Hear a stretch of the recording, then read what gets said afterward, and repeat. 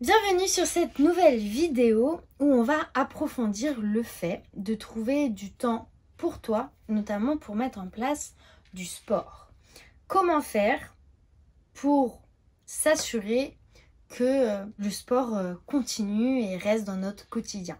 Parce que je suis persuadée, et si tu as pris cette formation, c'est que tu l'es un petit peu aussi, que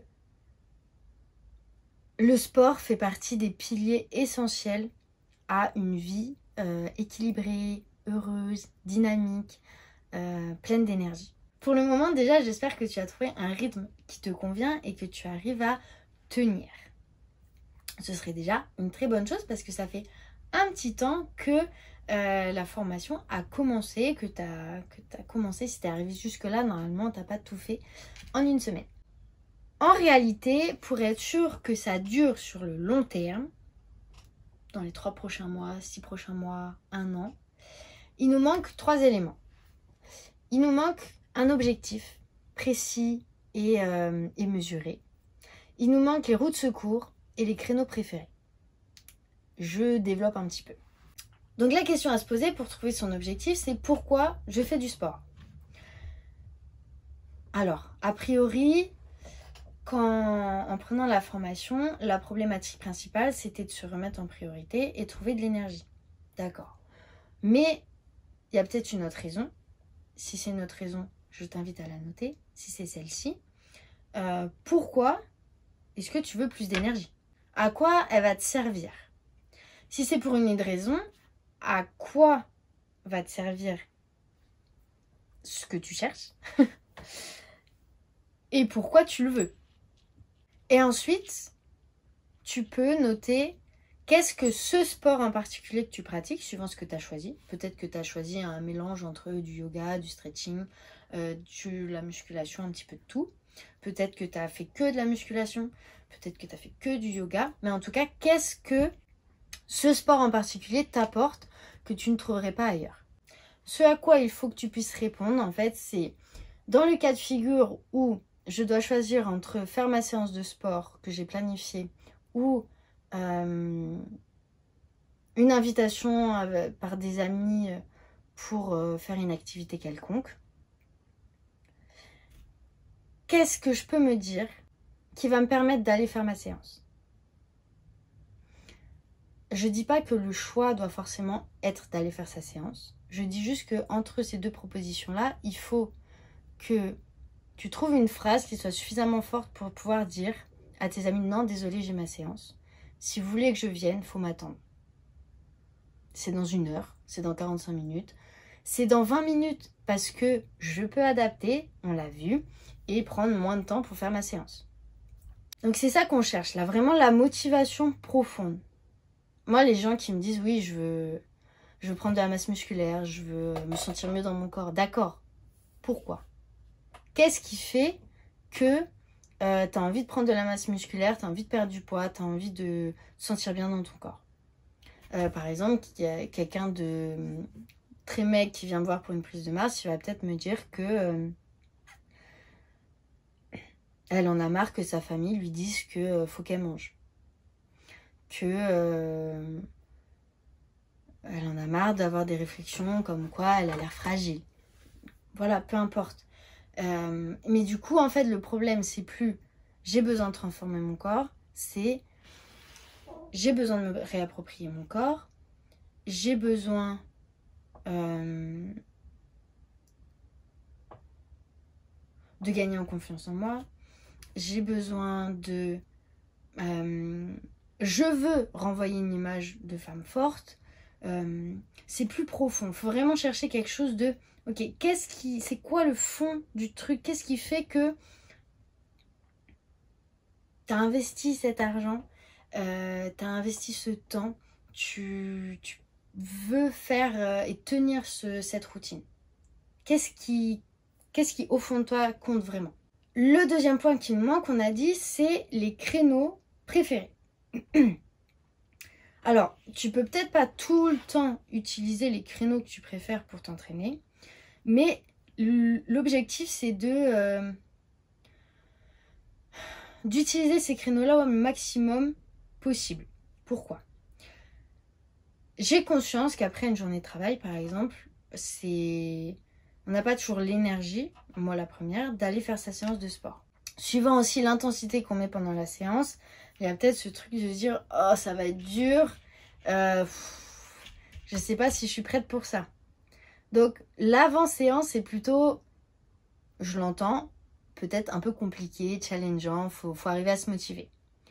Et si tu rajoutes à ça le fait que tu t'entraînes à une horaire qui n'est pas motivante pour toi, drivante, facile, encourageante, ça va être mortel. Parce que si tu rajoutes en plus de la difficulté à se lancer avec la fatigue du boulot ou la fatigue parce qu'on a passé une mauvaise nuit et que tu rajoutes à ça un créneau que tu détestes parce que tu as l'impression de ne pas avoir d'énergie, qu'il y a trop de monde à la salle, que quoi ou qu'est-ce, et ben ça va être difficile de tenir longtemps. En fait, l'objectif de trouver son créneau préféré, c'est d'augmenter le côté agréable de la séance et le côté facile. Par exemple, moi, j'ai tendance à préférer m'entraîner le matin. La salle est plus calme, je sais que je trouverai mon matériel. Je suis plutôt du matin, donc c'est là que j'ai l'énergie pour ça. Et c'est plutôt un côté où je me lance dans ma journée. Ça, c'est en été. L'hiver, par exemple, je vais plutôt être peut-être l'après-midi, 16h, milieu d'après-midi ou fin de matinée. Je suis déjà un petit peu lancée, j'ai le temps de me réveiller, de me réchauffer, d'appréhender la sortie de chez moi, etc. Donc ça, c'est vraiment important d'y faire attention. Voilà. Quel créneau je choisis. Et les raisons de pourquoi tu aimes ce créneau-là. Si la raison, par exemple, d'aimer le créneau début d'après-midi, c'est juste qu'il n'y a personne à la salle, et qu'il y a un jour tu peux pas aller à ce créneau-là, et que tu te retrouves à 17h où c'est le bondé, peut-être que plutôt que de te forcer à faire une séance à la salle, tu peux adapter et faire une séance à la maison. On revient sur notre vidéo de l'adaptabilité. Très très très très importante. C'est peut-être la vidéo la plus essentielle de cette formation. Et les roues de secours. Définir ces roues de secours, c'est si je ne peux plus faire de sport pour X ou Y raison, pour plusieurs jours, plusieurs semaines, plusieurs mois, qu'est-ce que je fais? Est-ce que je peux changer d'activité? Est-ce que je peux remplacer ce temps que j'avais pour moi par autre chose, par de la création, par un massage, par quelque chose qui permet de prendre soin de moi quand même et de travailler le corps. Que se passe-t-il si j'ai pas le moral? On le sait, on l'a vu maintenant avec le rythme circadien, les saisons, avec le cycle menstruel, avec les fluctuations des hormones que ça engendre, tout ça. On n'a pas toujours le même entrain, le même moral, la même énergie à se bouger les fesses, à être motivé, à être drivé. Donc, quand c'est le cas, qu'est-ce que je fais? Parce que c'est dans ces moments-là où il ne faut pas lâcher, en fait. Parce que le jour où t'as pas le moral et tu fais quand même ta séance, l'explosion en fait de motivation que ça fait, c'est incroyable. C'est incroyable parce que si ce jour-là tu y as été, l'autre jour où ça va bien mais tu as juste la flemme, tu vas te rappeler ce jour où tu étais dans le down et que tu l'as quand même fait. Même si c'est un tout petit truc. Tu as fait une séance de 20 minutes au lieu de faire une séance d'1 heure. On s'en fiche. Tu as fait un truc. Et du coup, cette séance de flemme là, tu vas la faire parce que c'est rien en fait par rapport à ce que tu as surmonté. Donc voilà, donc comment alléger? Essaye vraiment de te projeter. Fais une petite visualisation. Tu fermes les yeux, tu prends une respiration profonde et visualise-toi dans une phase de down. Projette-toi dans une que tu as peut-être déjà vécue. Et pose-toi la question, dans cet état-là, qu'est-ce que je suis capable de faire? Est-ce que je préfère sortir de chez moi ou rester chez moi?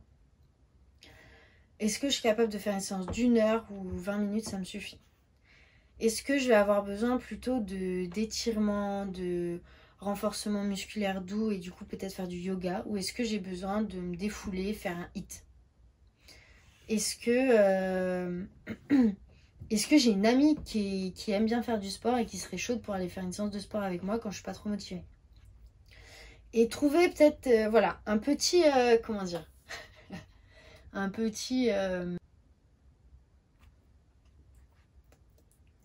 petit document à sous verre, hein, qu'on vient casser avec le marteau en cas d'incendie psychologique. C'est vraiment voilà, un petit processus à se dire ok, j'ai dit que quand ça irait pas, je me suis projetée que quand ça irait pas, je ferai quand même ça, donc c'est parti. Les trois un petit peu essentiels en cas de... pour vraiment s'assurer et se donner toutes les chances de tenir le plus longtemps possible. Et vraiment garder à l'esprit, et ça je vais vraiment mettre des warnings là-dessus, ce n'est pas parce que pendant 1 semaine ou 2 semaines, peut-être même 1 mois où il se passe plein de trucs dans ta vie, et tu sautes 1 ou 2 séances alors que tu en avais prévu 3, que la 3e n'a pas de valeur. Elle est hyper importante et s'il te plaît, garde-la, tiens-la jusqu'au jour où ce sera le moment d'en remettre 2, puis 3. C'est vraiment essentiel. Ne jetez pas à la poubelle ce que vous faites sous prétexte que c'est pas ce que vous avez planifié. Je vais passer au vouvoiement parce que il y a énormément de femmes qui sont dans ce cas-là et ça m'attriste. Ça a la même valeur, c'est toujours important, ça vaut toujours le coup de le faire. Même si c'est qu'une fois, au lieu de 3. Je m'arrête là-dessus pour cette vidéo. L'essentiel est dit. Je t'invite à faire les exercices, utiliser les outils que je mets à ta disposition pour réfléchir à tout ça et t'assurer de continuer pour toujours. Allez, ciao, bonne journée.